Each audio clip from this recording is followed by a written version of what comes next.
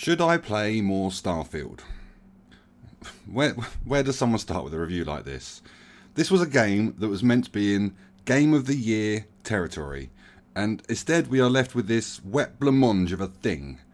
And it feels like the whole gaming community has geared itself up for that potential. Gaps have been made in schedules, dedicated hours have been put into gameplay, and content has been created. But because the game is so, well, yeah, that content has not been particularly positive.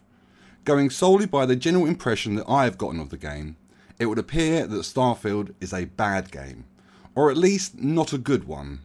And I thought, although I think that is kind of on the money, it is not a great game.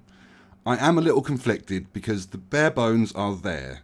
It's just that the execution is poor. This is a big topic for me. It's not just, in my mind, it's not just a review of Starfield. And this might be a bit personal because I have... Let me talk about my Bethesda history and hopefully maybe that will give a bit of context. My first Bethesda experience was with Fallout 4. And although I picked it up late, once I did, it instantly grabbed me. I thought it was excellent. I worked my way through about half of the game before I started to feel like everything was a little bit too easy and that I was burning through this really awesome game without even really trying. So I started a brand new game on survival mode, and I've been playing that save game ever since. It must be 5 or 6 years old at this point. Fallout 76 was announced and I was in. I was one of the idiots who bought the special edition helmet and canvas bag ripoff. I played the game on release day and it was bad. I persevered, but it was not fun. I put it down and I left it for a year. I came back to it, I played it again. It was better, but it still wasn't enough. The fundamental limitations of the always online experience hold the game below the waterline, in my opinion. It was just never a true one-player experience. And Fallout for me was a one-player game. Adding other people did not improve it. It made it worse. And let me be specific, it wasn't that there were other people in the game and that's what made it worse. The other people didn't make the game worse. The other people in the game in Fallout 76, I've had no problem. They were fine and lovely, Really, in the grand scheme of things, the community in Fallout 76 is far in excess of what the game deserved. That's not what I'm talking about. What I'm talking about is that Bethesda had to fundamentally change the gameplay mechanics to make it possible for them to have this grand online community, this massively online experience. And it was those changing mechanics that made the game not fun. It wasn't that there were other people in it. It was that the game had to be changed to accommodate those other people. What you were able to loot and scrounge out of the world was vastly reduced from Fallout 4 to Fallout 76. Everything became much more expensive and much more difficult, and your gameplay, your time in the game felt like it wasn't being rewarded as much. So I just want to be specific. It wasn't other people, the community. That's not what I'm complaining about. It was that the game had to be fundamentally altered between Fallout 4 and 76 just to make that online experience, that huge game world, possible in the first place. That's what made the game. That's what made Fallout 76 worse. I tried Skyrim. It wasn't for me. It was the futuristic sci-fi post-apocalyptic universe that drew me into Fallout. It was the stories of the interesting and the absurd. The world of pure fantasy just did not strike me in the same way. So I played it for a little while and I went straight back to my survival save game on Fallout 4. Yes, I was still running out of things to do, but it was fun. Still. At least, more fun than 76 anyway. I was still yearning for that authentic Bethesda experience. Starfield was announced. I was now heavily skeptical. There was going to be no advance purchase, no special edition. I was going to wait until release and see what others thought first. It came out. And although the initial impressions weren't good, there were a few reviews where a sentence or two rang out and I was intrigued. It wasn't the buggy mess that I anticipated it being, and there seemed to be actual things to do. Something that was very sorely lacking on release day with 76. There was a game here. Maybe not a great one, but a game nonetheless. So I bought it, and I've sunk about 200 hours at times of writing this script. It's probably now 250 in about 4, 5, 6 weeks, something like that. Now, I don't play games if I don't enjoy them. I am not a professional gamer by any stretch of the imagination, and I don't think I could ever be either. I don't think I could ever force myself to play a game I didn't like. And if your job is to play video games, then you need to be able to pick up whatever needs to be played that week. I am not that guy. My interest is fickle. One week I might be totally indulged in one game, the next I need to be doing something completely different. Some weeks I just have a real need to do something physical, and I'll go down my workshop and make a piece of furniture. You know, video gaming is just an interest to me. My profession, the thing I earn a living doing, is something completely different. So I can kind of get to pick and choose what I do with it. I would not have put 250 hours into Starfield if I did not enjoy it or wasn't thoroughly absorbed by it. But equally, the experience was tainted. It was not a pure escape. There were niggles, significant ones. For a start, I think the universe they have created is vastly too big. One of the great things about Fallout 4, particularly in survival mode, was the joy of stumbling across the unknown. A world had been created that was so jam-packed, full of stuff to do, that you could pick up your controller and literally have no idea where it would take you. What monsters you might happen across. I have had some of the biggest adrenaline rushes playing Fallout 4. Bimbling across the glowing sea and stumbling into a nest of fearsome beasts can genuinely be a harrowing experience. The world of Starfield isn't that. Everything is so spread out that you have to know exactly where you're going or you're going to get lost in a sea of nothing. I have explored the science outposts and the other unknown landmarks, and not a single one of them was interesting or noteworthy. And it isn't that there isn't anything to do at these places either, although that is kind of a problem. The real problem is that they have created a world so enormous and vast that it would be seemingly impossible to handcraft something unique to do at each of the locations they have set up. And even if they did do this, who is going to seek them out unless there is a specific mission that takes them there?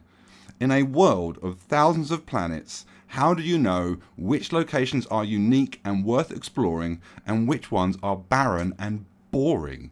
And are you seriously considering putting several things to do on each planet? Because in my mind, that seems absurd. It feels like they've been suckered into the procedurally generated trap, which probably sounds great on paper to middle management, but is the kind of thing we, or at least I, as a player of games, recognise as corner cutting of the most egregious game design variety. Nothing good ever comes of an infinite number of procedurally generated anythings. Give me something small but well crafted any day. Starfield did not need to be so big.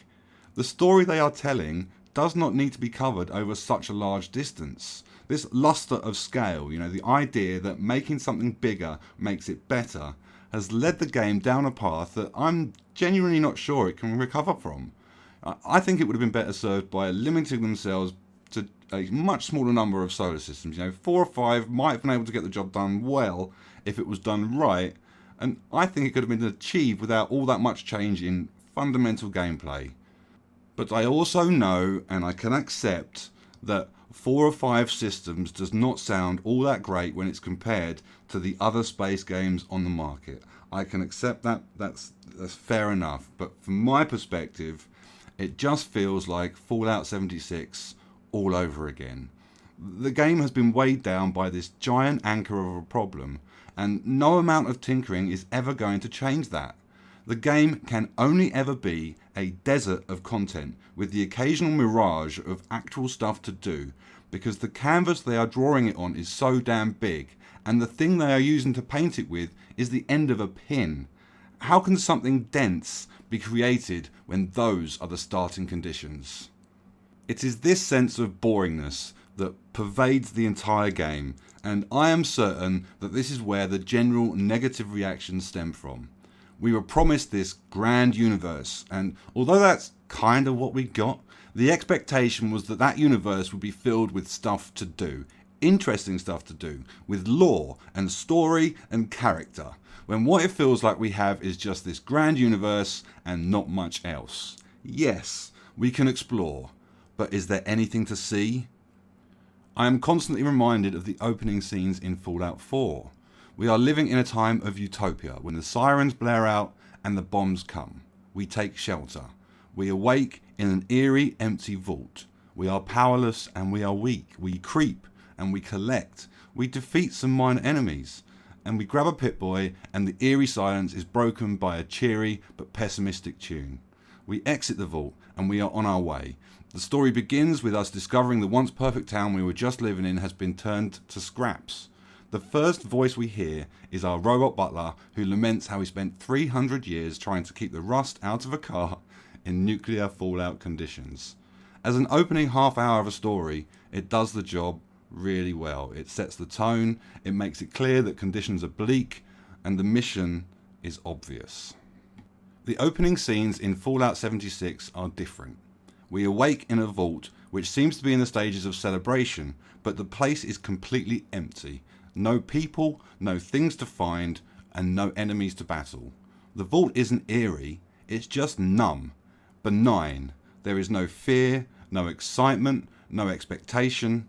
We are dumped into this bland environment with no clear idea of anything. The game makes zero effort to make us think that we are part of something. As far as the game is concerned, we are just another contestant on the Fallout game show. The opening scenes in Starfield are very much of the Fallout 76 variety, in my opinion. Stuff happens, we do some stage things, we kill some bad guys, and we are dumped into a city completely devoid of everything and anything. New Atlantis really is the best metaphor for this game as a whole. There are shops, but they are a good minute or two away from each other if you know where they are and you run. But if you don't know where they are, then seriously, good luck finding them. There is no map. There is a train, and it goes to places, but who knows where, or even if a particular station is the one you want to go to. And there are elevators, and they go to places as well. But, you know, finding the right one is impossible. We get an apartment partway through if we do particular missions, and although it gives us a mission to go look at that apartment, once we have done that, there is no way to find it. There's no waypoint, no fast travel option. It exists, but only if you know which series of walkways, elevators, and paths to take. The whole experience of running around doing the early missions in New Atlantis literally consisted of go here, speak to this guy, turn on the waypoint arrow, and then run and do that mission. This city is not one that can be run around blindly. The walkways and paths make no sense whatsoever. This is the worst designed city I have ever experienced in a game, in real life, whatever. Just absolutely no thought has been put into navigating this dickhead. You could always make a case that it's been deliberately designed to be annoying. Okay, so how come I was able to play the game for 250 hours then? You know, if this game was genuinely this bad, and I've already said that I won't play games I don't enjoy, then how did I spend so long playing it? Because I still had fun. Just. I played Starfield the same way I played Fallout. I ran through it once on the easy settings because I wanted to identify the core gameplay mechanics. You know, the good guns, the good armor, the right skill points, the correct opening sequence of missions to take on, all because I know I'm going to tackle it on the higher settings, and I want to know how to exploit and navigate the game, particularly the early game, when I know I'm going to be weak and underpowered. To some extent, a lot of the stuff I'm talking about here, I literally see as filler. At a basic level, I am a gamer, and part of why I play games is to understand how the game works so I can exploit it on those harder settings. Part of me sees Starfield as a series of decisions and mechanics, and the lore and the characters and everything else is side dressing. At a core level, I am just playing a game, and as long as the gameplay mechanics are enjoyable to me, then I will continue to play it. Starfield ticks that box. I'm trying really hard to be positive here because the story and the lore and the characters all suck. And the game is easy, like ridiculously easy. 200 hours, 250 hours of gameplay. I maybe died 5, 6, 7 times. On the hard settings, without generally giving a toss about whether I was being shot at by an enemy or not. You know, it presented no challenge to me whatsoever. I could go on. I'm really trying hard to be positive. The gunplay is decent also. I was a little nervous with how things were going to turn out without VATS, but generally speaking, I think what they have come up with is decent. It isn't excellent by any means. There are issues and glitches that I felt I needed to work around, but generally speaking, it works and works okay. It is fun to just go around killing pirates. I'm still trying to be... I'm holding back negative... Okay. System of guns and the upgrades is really annoying, okay? I'm constantly going to be going back to Fallout. That feels like the benchmark to me, Fallout 4. It feels like that's what, that should be your starting point. You should be if you're looking to make a game based on those kind of mechanics, similar sort of, similar game, not the same, but similar, then that should be your starting point, and you should be looking to exceed Fallout 4. And the guns and their upgrades does not exceed Fallout 4 in my opinion. And the reasons are a little bit complicated and probably personal as well. This is my trophy wall, my gun wall from my survival game in Fallout 4. I bought the apartment in Diamond City very early on, and I just started filling it with stuff. So these are the guns that I've picked up, and the weapons and everything, and the power armor and everything else that I've picked up from all the gameplay that I've had. And the thing that I loved about the guns in Fallout 4 was that you could pick up a gun in your first hour of gameplay, and that gun could see you through right through the end. If you upgraded your skill points in the right ways at the right times, then you could upgrade that gun along the way, and it would still be relevant. When in Fallout 4, I would have a personal armory of weapons. I'm sure everyone's the same. You have a set number of weapons that you carry around because you're trying to keep your weight down. You're trying to keep your carry weight down so that you can maximize the amount of loot that you can carry. So you want to have a limited number of guns that creates this huge amount of effect. So, just to take one example, a rifle. You pick up a rifle early in the game, and maybe a high-powered one. Because the game does throw you that stuff just randomly at the beginning of the game. You might just pick up, it has happened to me. You pick up a good game at the beginning, good gun at the beginning, and it sees you all the way through to the end, and it's like becomes your child. It becomes this thing where you've coaxed it through life. It started out as this pathetic little thing that didn't do anything, and it's worked its way through, and now it's this super powerful thing, and it's just this really enjoyable experience. Picking up a nice gun and keeping it, and just massaging your armory as you go. You might pick up a new powerful gun that supersedes something you already have, and so it just swaps it out. But Starfield is different. There's like 4 or 5 categories of the same gun. So you get the basic gun, and then you get a calibrated one, and then you get a modified one, and then you get an advanced one. I think then you get I don't even know if that's the right order, but that's what. So you pick up a shotgun in your first hour. You might pick up that same shotgun that's the slightly better version in a few hours that you need to replace it with. You might pick up a different shotgun that does the same. So you're constantly having to carry trying to judge different shotguns and rifles and all these guns against each other. And what I found was that I ended up with this enormous arsenal of stuff that I had carried around literally everywhere that I went. And then on one particular mission, I went and got given this legendary rifle that was incredible, and it was like 2-3 times more powerful than everything else. And for the next 10, 15, 20 hours of the game, that's the only gun that I used. Because once you start using it felt like, this is what it feels like the game is to me. Once you start using a high-powered, powerful gun like that, then the enemy starts scaling to that high-powered gun. So as I'm working through the missions, the enemies are getting slowly more and more difficult, and my other arsenal of weapons is becoming slowly less and less relevant, and I'm using this one rifle more and more and more. And it's just instead of the guns, you be able to shepherd these things through your whole game and upgrade them, and and then becoming like your little children, and you having this special set of weapons that you've curated that suits your personality in the way that you play the game perfectly. Instead of that situation, we end up with where we're constantly having to upgrade and adjust. Nothing is ever fixed. We might pick up a legendary rifle that be completely superseded by just a normal bog standard advanced type of rifle that has no special effects, but because it's that advanced tier of weapon, it's now more powerful than this legendary thing. And this legendary thing, which you pick up and you think, wow, that's going to be cool, and it's not cool, and it just turns out to be another piece of loot that you have to sell.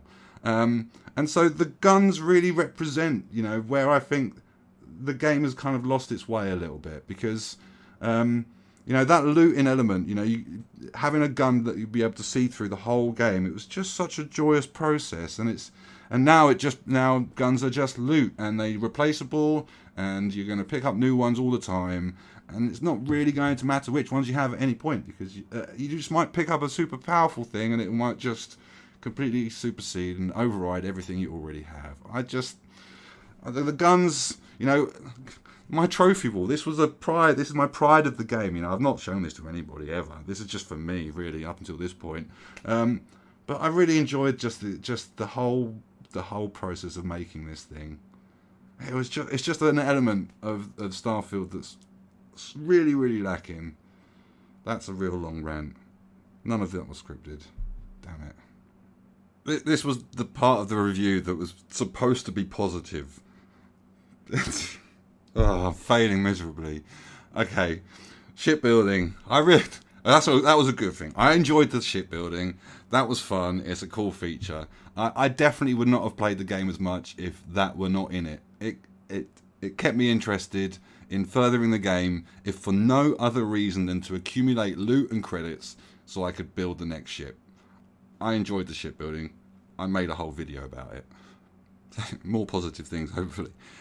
There were a few missions which felt like they had the genuine Bethesda touch. Moments where I would walk into a situation expecting a certain type of outcome and was completely blindsided with what they had actually come up with. Twists in story and twists in gameplay. There are some seriously awesome moments in the game. That cannot be denied.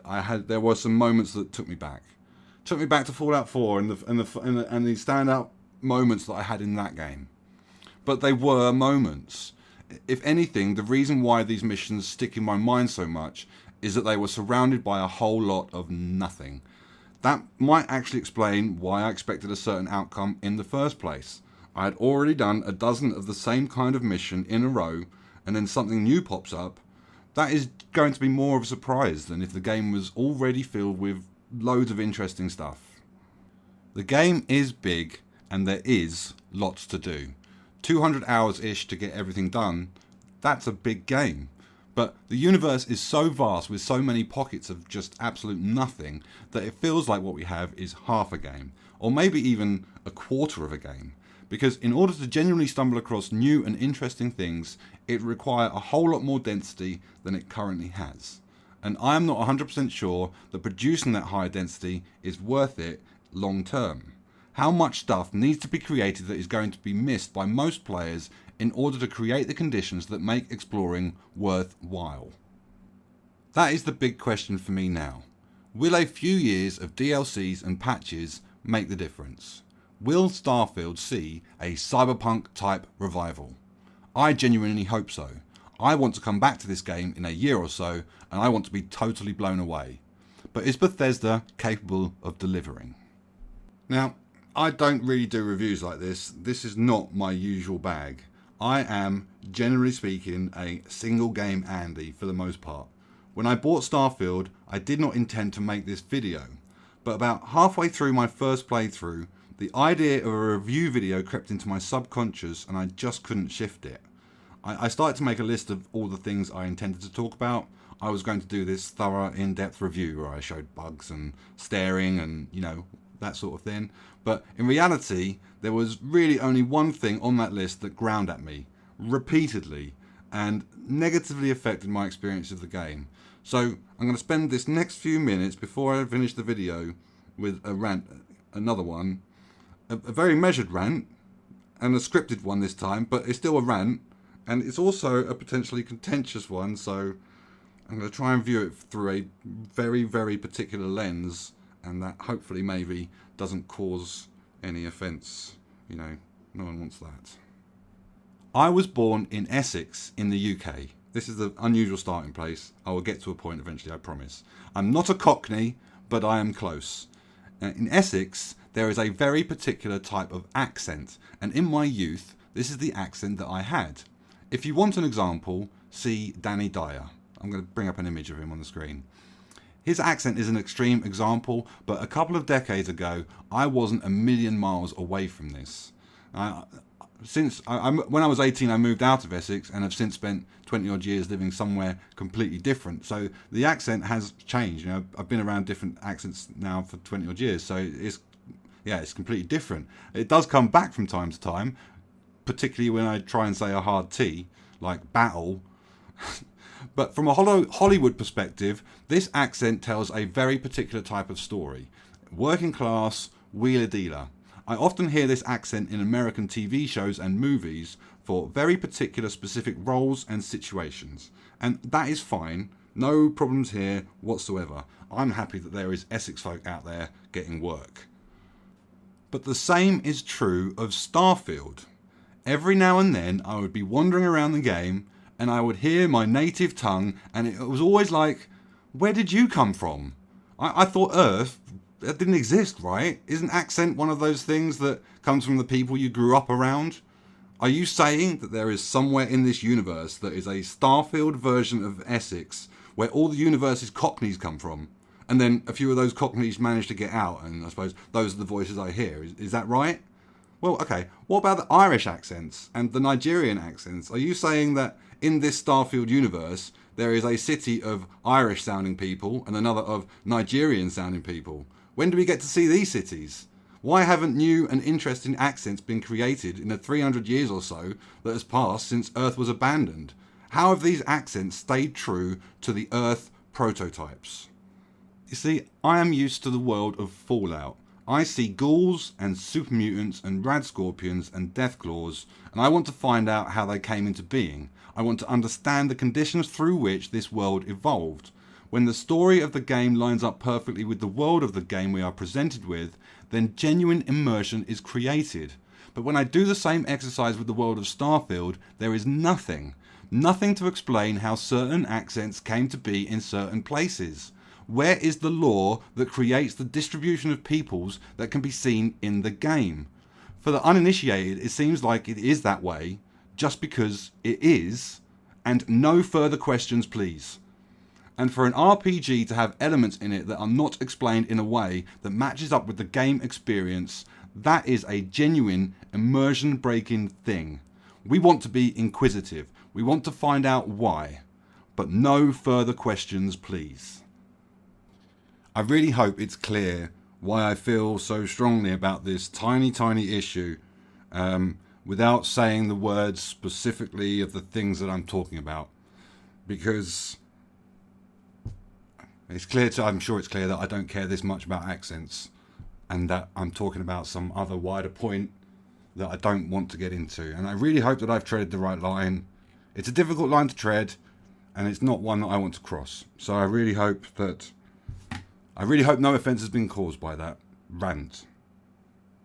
I'm praying a little bit. Or at least maybe, hopefully, no one watches the video, and then happy days. Anyway. So, should I play more Starfield? Probably not. Will I play more Starfield?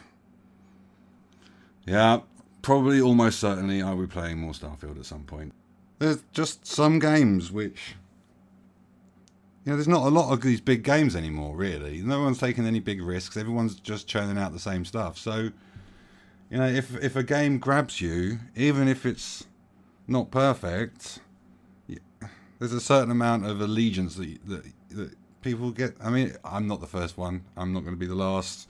We all have certain games that we like more than other games, and we are drawn and gravitated to the gaming companies that make those games because we think that, well, they made this one game that's good. Well, there must be this new game which must be good as well. I mean, if I like this last one, surely I'm going to like this next one, and then Starfield is one of those games for me. It's I gave Fallout 76 a second try. Let's just put it like that.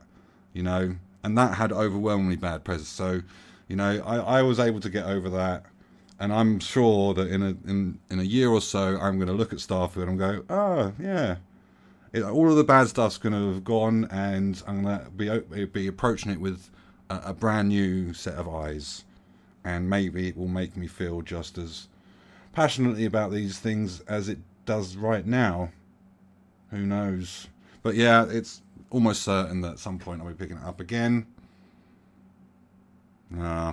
It's a whole confliction, a massive amount of conflicted views from me. Just completely torn right down the middle. Good stuff, bad stuff. But yeah, I'll probably be playing the game again.